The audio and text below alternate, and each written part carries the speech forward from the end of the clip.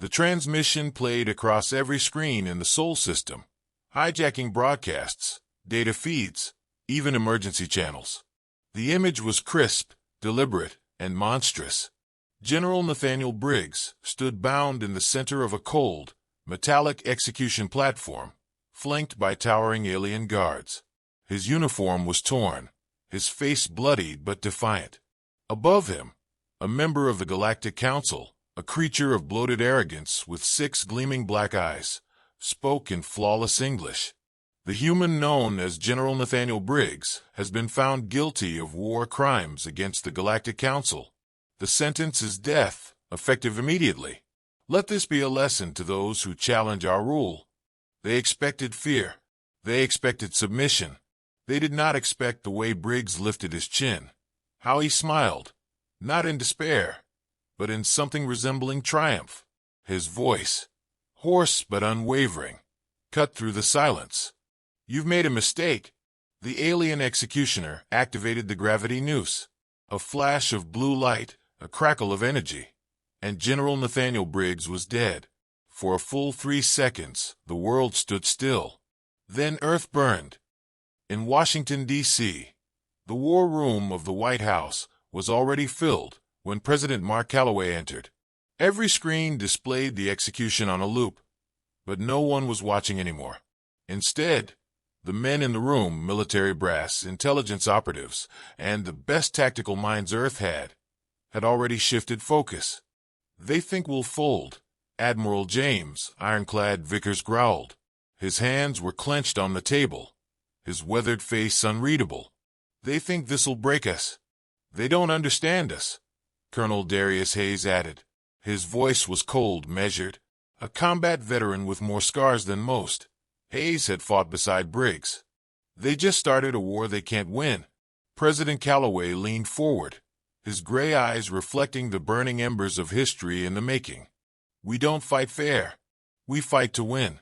And if they want to test humanity, we'll make damn sure they regret it." The silence that followed was absolute.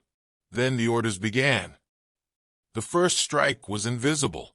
Ethan Ghost Reynolds had spent his life inside the intelligence black hole known as the NSA.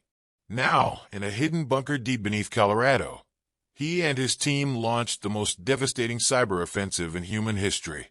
Reynolds' fingers danced over his console as Earth's AI-driven worms infiltrated the Galactic Council's encrypted networks. Supply chains collapsed. Warships drifted powerless in deep space, their systems locked by an unseen enemy. Data vanished, entire fleets were left blind, and misinformation spread like wildfire among the enemy ranks. In a matter of hours, the mighty Galactic Council was thrown into chaos. And that was just the beginning. On the outer fringes of human space, Captain Ryan Cole and his team of Special Forces operators moved through the dense underbrush of a remote colony world. The planet, once an Earth outpost, was now under alien control, a supply hub for the enemy. Cole, a man built from steel and instinct, gestured to his team. "In and out. No mistakes. We get what we came for, and we leave nothing behind." They struck fast. Silenced weapons took down guards before alarms could be raised. Cole and his men moved like shadows, breaching the facility's central vault, their objective clear: alien weapons technology. The aliens had always held the advantage in firepower. That was about to change.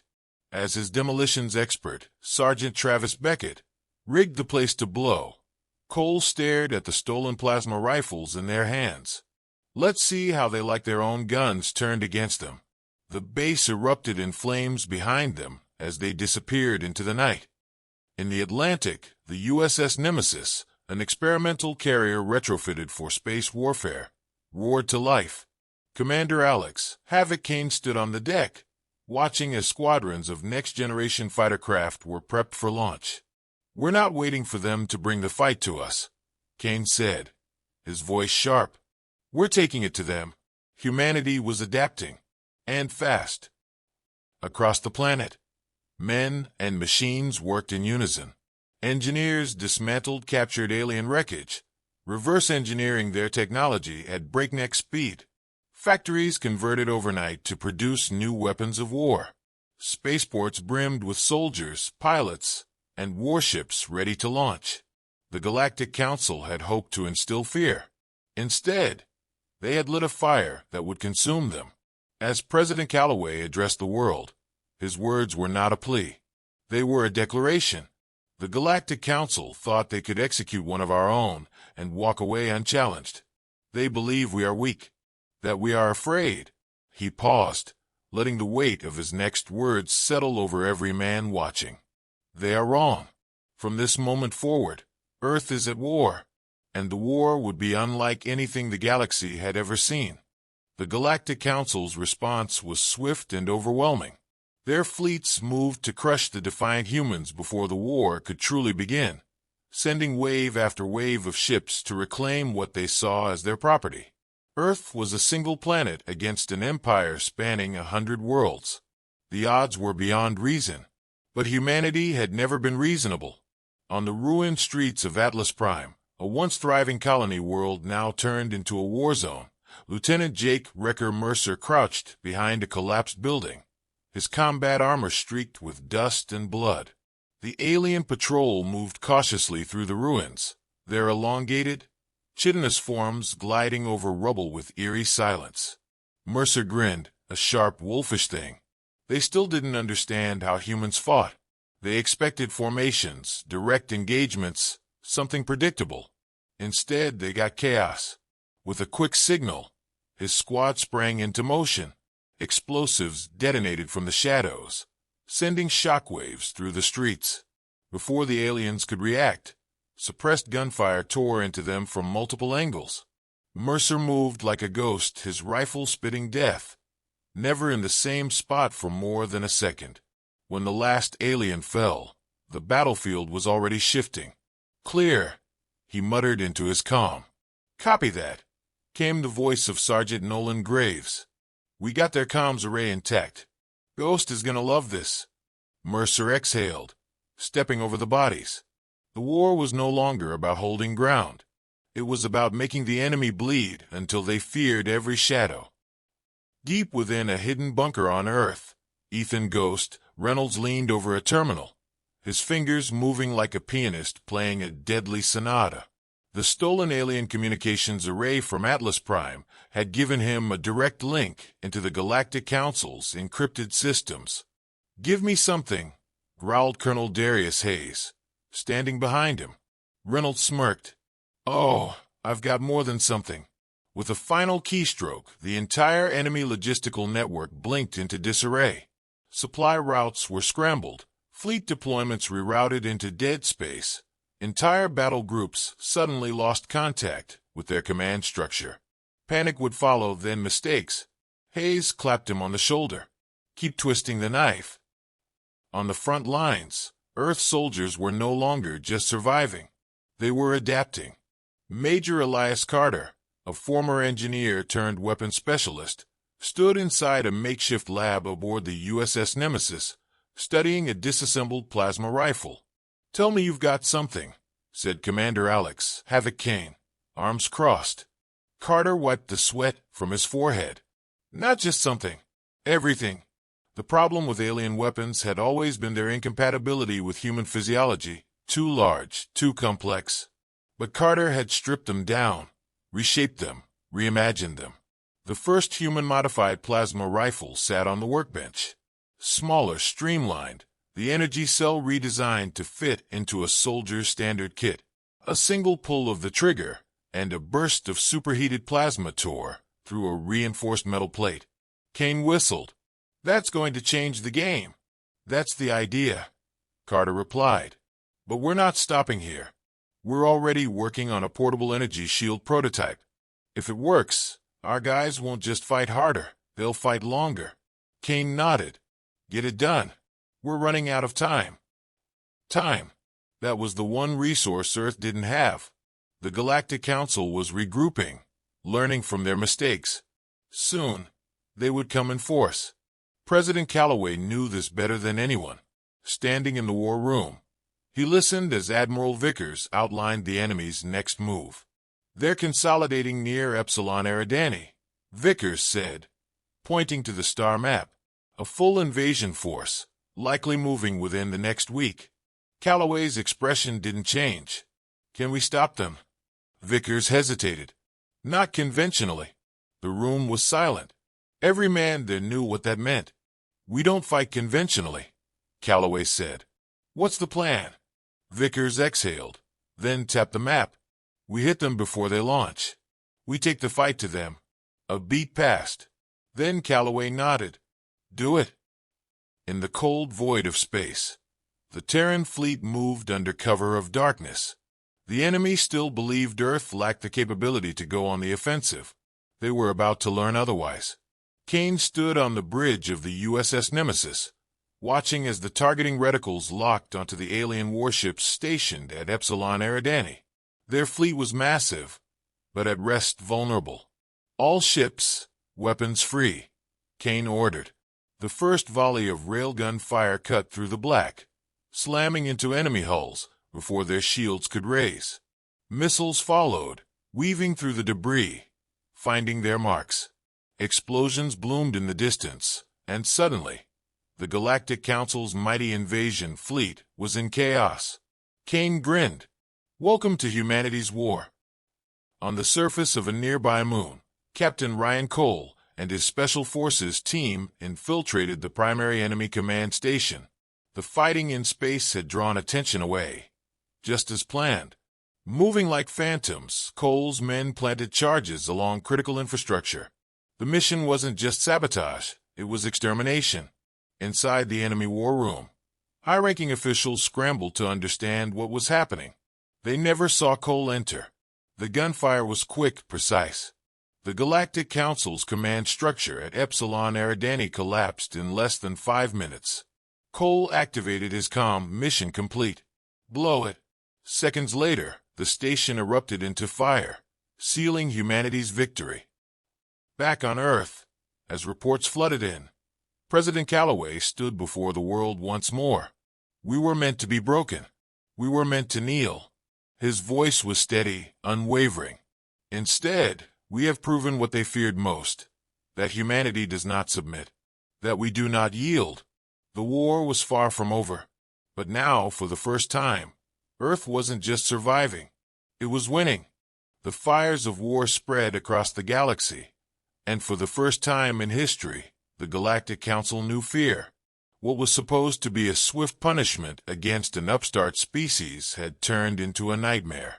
Humanity, outnumbered and technologically inferior, refused to break. Instead, they adapted, turning every battle into a proving ground, every skirmish into an opportunity. Now, with Epsilon Eridani in ruins and the Council's fleets thrown into disarray, Earth no longer fought for survival. It fought for dominance. Colonel Darius Hayes stood on the bridge of the USS Sentinel, his sharp eyes locked on the holomap displaying the latest intelligence. Every red mark was an enemy fleet regrouping, rallying to take back what they had lost. Every blue mark was a human-controlled system, growing in number with each passing week. The war had shifted, but the enemy still had the advantage in sheer numbers. They're massing near Proxima Centauri, Admiral Vickers said, voice steady, measured. If they consolidate their forces, they'll be able to launch another full-scale invasion. Hayes exhaled. Then we don't let them consolidate. Across the room, Ethan Ghost, Reynolds leaned against a console, arms crossed.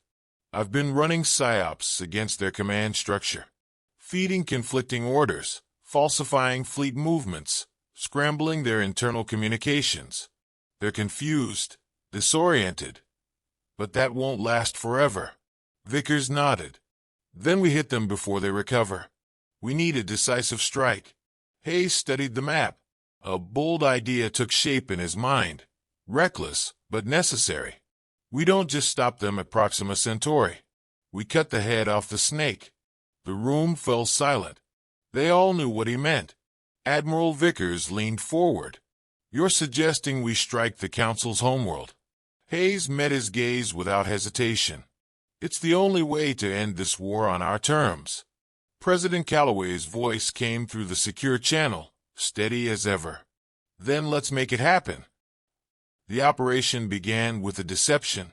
Mercer and his guerrilla teams launched an all-out assault on Proxima Centauri, drawing the enemy's attention.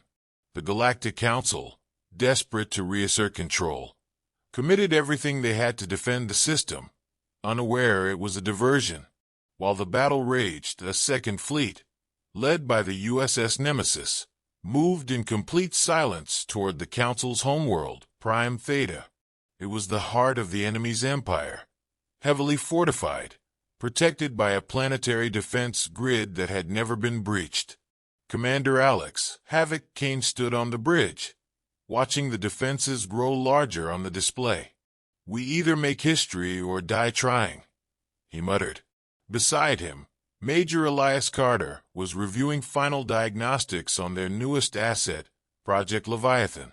It was the culmination of everything humanity had learned, a warship built using reverse-engineered alien technology fused with human ingenuity. Faster, stronger, deadlier than anything Earth had ever fielded. "This thing better work," Kane said. Carter grinned. "Oh, it'll work." As the fleet neared the enemy stronghold, Ghost's voice came through the comms. "Jamming their long-range sensors now. They won't see us until we're right on top of them." That was all Kane needed. "All ships engage." The first strike shattered the enemy's orbital defenses before they even had a chance to raise their shields. Railgun rounds ripped through space, missiles wove through the debris, and energy blasts tore apart the outer perimeter. Then the planetary defense grid came online. The sky erupted with counterfire, massive ion cannons sweeping the void, cutting through ships with brutal efficiency. The USS Sentinel took a direct hit, its hull rupturing, flames spewing into the void. But Earth's forces pressed on. "Bring in Leviathan," Kane ordered. From the depths of space, the massive warship emerged, its experimental shielding absorbing the first barrage of enemy fire. Carter activated the main weapon, an energy cannon adapted from stolen alien technology, designed to do in seconds what entire fleets could not. A single blast lanced through the planetary defenses, cutting a swath of destruction through the enemy's stronghold. The grid flickered, then collapsed. The way was open. On the surface, Captain Ryan Cole and his Special Forces team deployed into the heart of the Council's command center. Their objective was clear: eliminate the High Chancellor, the architect of Briggs' execution, and dismantle the enemy leadership. Cole moved through the corridors with lethal precision, his squad sweeping through resistance with ruthless efficiency. Plasma bursts and gunfire echoed through the halls, bodies falling before they could even scream. They reached the inner chamber, breaching the reinforced doors in a single explosive blast. Inside, the High Chancellor, a towering, insectoid creature wrapped in ceremonial armor, stood with his guards, his mandibles clicking in fury. Cole raised his rifle. "This is for General Briggs." The first shot took down the nearest guard. The rest was over in seconds. As the High Chancellor collapsed, Cole activated his comm. Target neutralized. Mission complete. On the Nemesis, Kane watched as the enemy forces began to break. Without their leadership, their fleets drifted into confusion, their coordination shattered. Reports flooded in. Humanity had taken Prime Theta. On Earth, President Calloway received the final transmission. His voice carried across every channel, to every soldier, to every survivor of the war. The Galactic Council sought to make an example of us. Instead, we have made an example of them. The war was not yet over. But now, humanity stood as an undeniable power, and the galaxy would never forget what happened when Earth went to war. The silence after victory was always unsettling. The battle for Prime Theta had been won, the Galactic Council's leadership shattered, and humanity had proven itself in the crucible of war. But war did not end with a single battle, and survival demanded more than just strength. It demanded control. Colonel Darius Hayes stood on the balcony of the captured High Council chamber, staring out over the alien skyline. Fire still smoldered in the distance, remnants of orbital strikes and ground skirmishes. The air was thick with the acrid stench of burning metal and the sickly sweet scent of alien blood. Below, human troops moved with careful precision, securing key installations, rounding up prisoners, and ensuring that the warlords and bureaucrats left behind knew who was in charge now. Commander Alex Havoc Kane approached from behind, his boots echoing against the stone floor. "We did it," he said, his voice edged with exhaustion. "We took their capital, their fleets in chaos. If this were any other species, they'd be surrendering by now." Hayes exhaled, his gaze never leaving the burning city. "But they're not surrendering." Kane shook his head. "No, they're scattering. Some planets are already declaring independence, but others? They're rallying. Even without leadership, the Council's forces outnumber us 100 to 1. If we give them time, they'll regroup." Hayes turned to face him, his expression unreadable. "Then we don't give them time." Across the chamber, Ethan Ghost Reynolds worked at a central console, his fingers a blur over alien controls. "Intercepted a transmission from a fleet near Zeta Persei," he said. "They're trying to establish a new command structure. If we hit them now, we might be able to prevent them from organizing." Hayes nodded. "Send the fleet. No half measures." Ghost hesitated for the briefest moment. "There's something else." Civilian chatter across multiple systems. Fear, confusion, but also hope. "Not for us. For something worse." Kane frowned. "Worse." Ghost brought up a grainy visual, a deep space relay capture. It showed an alien fleet, massive, unlike anything seen before. "They're calling it the Dominion." Hayes studied the image. The ships were different from anything the Council had fielded, sleeker, predatory, moving with an unnerving unity. Kane exhaled. "Looks like someone was waiting for the Council to fall." Ghost nodded. "They weren't just waiting. They were planning. I've intercepted fragments of their communications. They're not just another faction. They see themselves as the rightful rulers of the galaxy. The Council was weak, corrupt. We just did them a favor." Hayes straightened. "How long until they reach us?" "Days. Maybe a week." Silence settled over the chamber. The war they had fought so hard to win had only paved the way for another. President Calloway's voice came through the secured channel. "We've all seen the reports," he said, calm but resolute. "We did not fight to trade one master for another. We fought to prove humanity's place in this galaxy. And we're not done proving it yet." Hayes looked at Kane, then Ghost. "Then we make our stand. We hold Prime Theta. We show them that Earth does not kneel." Ghost smirked. "Good. I was getting bored." The preparations began immediately. Engineers repurposed Council weaponry, transforming orbital stations into death traps. Soldiers fortified every street and every corridor, turning the alien capital into a battlefield of their choosing. Project Leviathan was repaired and rearmed, its systems pushed beyond their limits. And Earth's fleet, battered but unbroken, took formation above the planet, ready for the storm to come. When the Dominion arrived, they did not hesitate.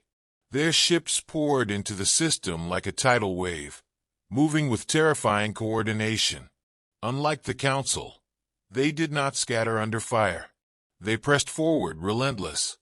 Kane stood on the bridge of the USS Nemesis, watching as the enemy closed in. "They want to test us," he muttered. "Fine. Let's see how they handle an American welcome." Railguns roared, missiles streaked through the void, and the first wave of Dominion ships shattered against Earth's defenses. But more followed, adapting, learning. They had underestimated humanity once. They would not do so again. On the surface, Hayes led the ground forces, directing artillery strikes and close-quarters ambushes. The Dominion fought differently than the Council, with precision, with purpose. But they had never fought men like these. Ryan Cole and his Special Forces unit moved through the ruins, cutting through enemy squads with brutal efficiency. Plasma fire lanced past him as he ducked behind cover, returning fire with pinpoint accuracy. "Captain, we've got movement on the east side," came the voice of Sergeant Nolan Graves. Cole checked his HUD. "On me." They moved as one, flanking the enemy position. Cole tossed a grenade, sending alien bodies flying, then pushed forward, carving a path through the chaos. Above, Leviathan fired its main cannon, tearing through the Dominion's capital ship. The sky lit up with the explosion, a supernova of fire and debris. But still they came. The battle raged for hours, then days. Every inch of ground was paid for in blood, every victory tempered by new losses. And yet, Earth did not break. As the enemy's momentum faltered, Hayes saw their chance. "All units, push forward. We end this now." The final assault was brutal. The Dominion fought to the last, but in the end they fell. Their fleet crippled, their forces shattered.